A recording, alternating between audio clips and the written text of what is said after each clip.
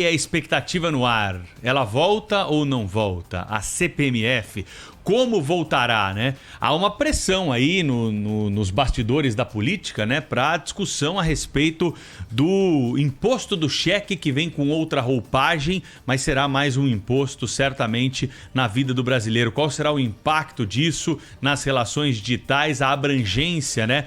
Dessa malfadada CPMF, que tinha sido enterrada aí, mas vez por outra, sempre tem alguém ali tentando desenterrar essa ideia e trazer de volta um imposto, que é um imposto muito fácil de ser cobrado, é a garantia certa da entrada de recursos, né, para os cofres públicos. No momento em que o país está discutindo, né, a prorrogação de um benefício social, no momento em que o país continua a discussão a respeito, né, sobre como nós teremos a nossa tributação e qual será a arrecadação que conseguiremos chegar no fim desse processo todo, o governo hoje vai dar um passo importante, vai entregar mais uma etapa da reforma tributária ao Congresso e a expectativa fica, então, por conta da criação desse novo imposto. Por mais que se fale aí que há substituição, né, de outros tributos, que no fim das contas, bom, se não vai baixar a carga tributária, se vai continuar a mesma, né?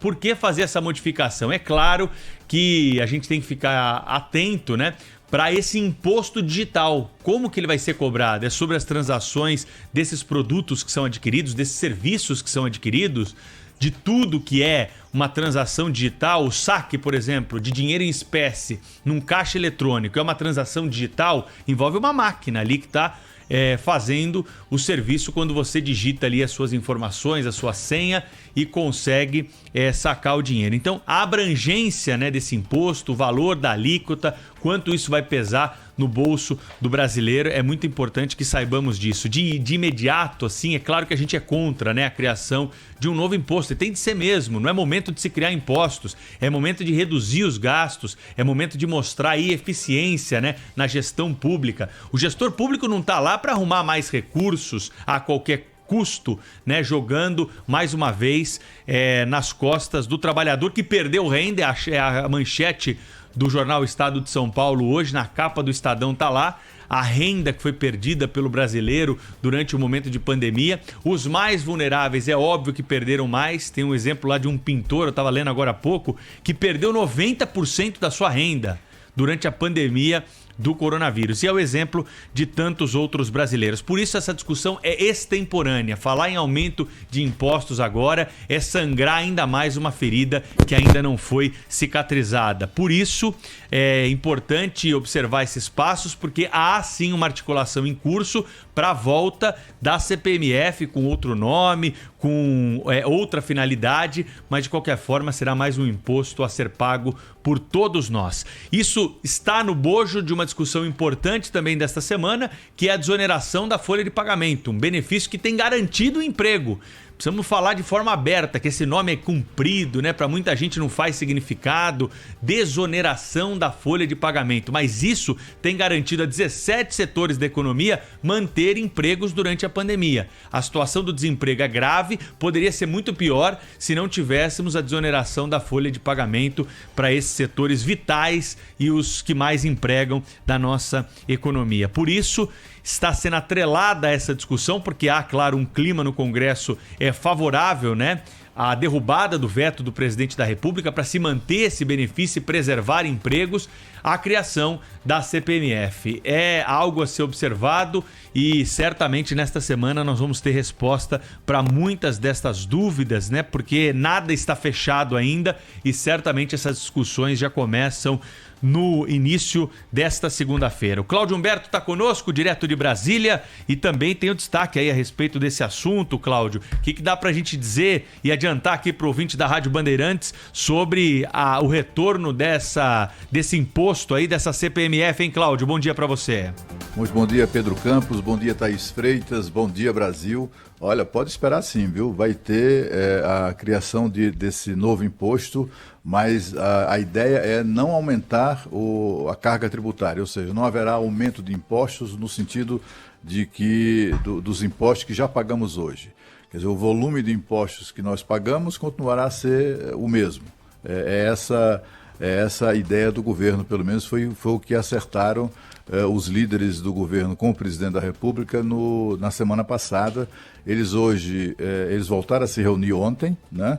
O ministro Luiz Eduardo Ramos, que é o ministro de governo, se reuniu com os líderes do governo na Câmara, no Senado, no Congresso, e também com o relator da PEC do Pacto Federativo, o senador Márcio Bittar, que é uma espécie de PEC posto Ipiranga, né? Tá tudo ali. Enfim, o fato é que eles sentaram, ajustaram, e hoje de manhã, hoje ainda pela manhã, devem apresentar esse projeto ao presidente da República, e a expectativa é que até à tarde, ou no mais tardar amanhã pela manhã, o governo encaminhe o projeto final para apreciação do Congresso Nacional. Na semana passada, o que ficou acertado, eu até trouxe aqui essa informação, foi o respeito ao que o presidente chamou de cláusulas pétreas.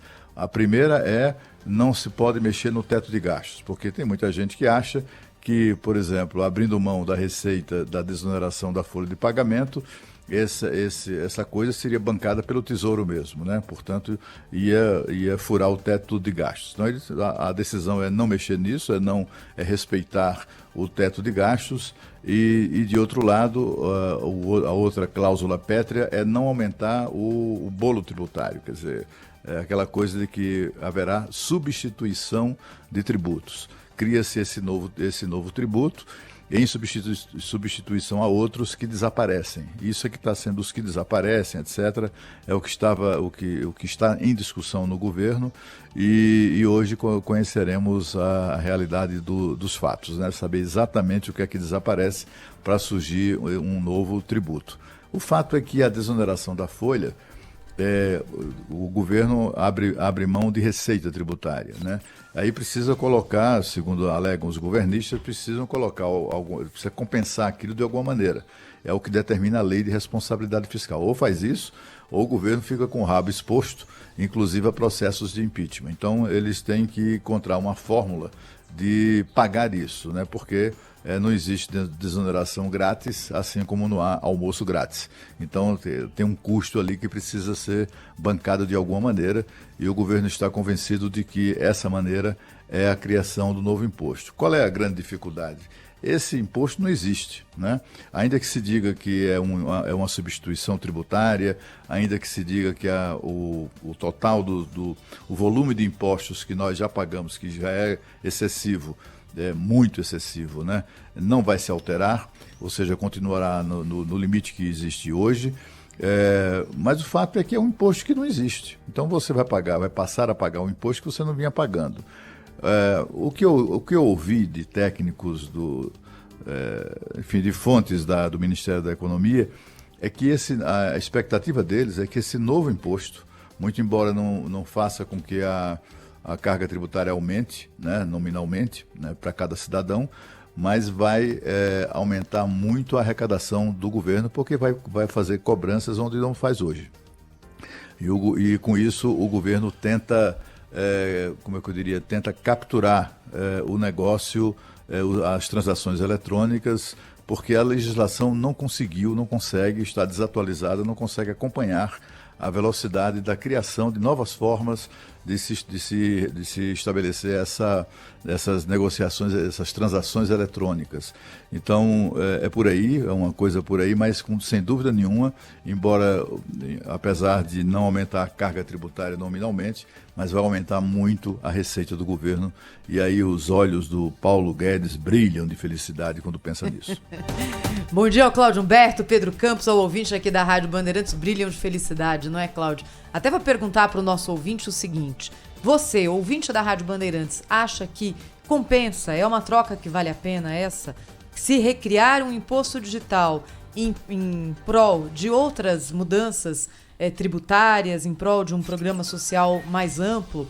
É uma discussão muito interessante, basicamente é isso que está sendo colocado em pauta agora pelo governo federal. Quando você falava, Cláudio, eu lembrava daquela tirinha que fez muito sucesso em um momento em redes sociais, que aquela tirinha O que Queremos. Então sempre era um objetivo ali geral e quase que inconteste, e a forma de chegar a ele esdrúxula, né? Então, estava lembrando de algumas delas aqui. Por exemplo, o que queremos? Aí é uma pessoa ali toda feliz, né? Aí outro quadrinho. Ficar milionários. Como queremos fazer isso? Dormindo. Aí tinha um outro. O que queremos? Emagrecer. Como queremos? Fazendo a mesma coisa. Ou seja, sem mudar nada. E esse aqui é o quadrinho que fez tanto sucesso, porque ele basicamente coloca a questão fundamental, que é a questão do como, né? O que a gente quer é fácil. O como fazer é mais difícil. Quem trabalha em empresa, quem tem ali algum tipo de função gerencial, quem toca o próprio negócio já se deparou com isso 1 milhão de vezes ali nas decisões do cotidiano. O que a gente quer? Queremos crescer, queremos mais lucro, queremos uma empresa mais enxuta, queremos otimizar. Como? Aí é o difícil. Então, se a gente olha na parte do o que queremos, nesse momento aqui do governo federal, é tudo muito interessante e, de fato, muito consistente. Queremos desonerar a folha de pagamentos para gerar mais empregos, queremos ampliar um projeto social que já existe, com outro nome ou não, enfim, isso é o de menos, para dar ali mais uma guarida para as pessoas que mais necessitam. Ok, nas duas pontas ok. A questão é o como, e como é que vai ser feito isso, e mais do que isso, quem vai pagar essa conta, não é? Primeiro, em relação à ampliação de um projeto social, que agora chamaria Renda Cidadã, não mais aquele outro nome que substituiria o Bolsa Família. É tanto nome que já me foge a memória aqui o que vai passando pelo noticiário. O outro era Renda Brasil. Renda Brasil. Boa, Cláudia. É muito renda. É muito nome para pouco dinheiro, mas enfim. Quando se quer ampliar a base de um programa como esse, quem é que vai contestar, não é? A gente vive num país que tem muita pobreza, a gente vive num país em que R$600 fizeram a diferença entre a sobrevivência e a não sobrevivência para milhões de brasileiros. Então, como que você fala, não, acho que não? Da onde vai sair esse dinheiro? Essa é a grande discussão. E mais do que isso, né? Qual é a base técnica para de fato se ampliar? A gente está fazendo isso por um capricho do governo, um capricho do presidente, que quer ali ter um programa mais robusto para chamar de seu, porque percebeu que a popularidade aumenta quando você dá mais dinheiro às pessoas, que é o óbvio e coisa que o PT já tinha percebido lá atrás. Qual é a base dele? Do outro lado, desoneração da folha de pagamentos. Isso é fundamental. Por quê? Porque a gente precisa gerar emprego no momento em que não tem emprego. Como fazer isso? Da onde vai sair o dinheiro? A CPMF é uma boa solução, uma discussão muito complicada essa aqui. A questão é, nesse momento, reonerar empresas que empregam parece uma loucura. O grande desafio hoje é criar empregos, manter os que já existem e evitar perda de renda, como falava o Pedro agora há pouco. Houve redução de renda, especialmente para os mais pobres, mesmo com auxílio emergencial. Muita gente passou meses sem ganhar 1 centavo do próprio suor, porque as atividades não puderam ser exercidas. Como é que a gente vai recuperar isso tudo? É criando um emprego onde a pessoa que vai ganhar ali 20, 30 reais a mais no fim do mês vai pagar o imposto na hora em que for comprar um pãozinho na padaria, na transação eletrônica? É dessa forma? Essa é a saída mais inteligente que existe ou é a mais fácil? Eu acho que são essas as perguntas que a gente tem que fazer agora na discussão, entendendo que a intenção pode ser boa, mas se a execução for desastrada, as consequências são piores. Vamos lembrar do que aconteceu naquela desoneração generalizada de folha de pagamento no governo Dilma Rousseff. Foi uma benesse que o governo fez no momento em que a economia estava já numa curva descendente e ela não teve o efeito desejado. Ela trouxe perda de arrecadação e não trouxe geração de empregos. Pode ser porque tenha sido mal feita, porque simplesmente foi cedendo a pressões e não foi estudada. Planejamento é fundamental, ainda mais para quando a gente lida ali com questões complexas relativas a governo, relativas a muito dinheiro, né? Que é o que a gente está falando aqui.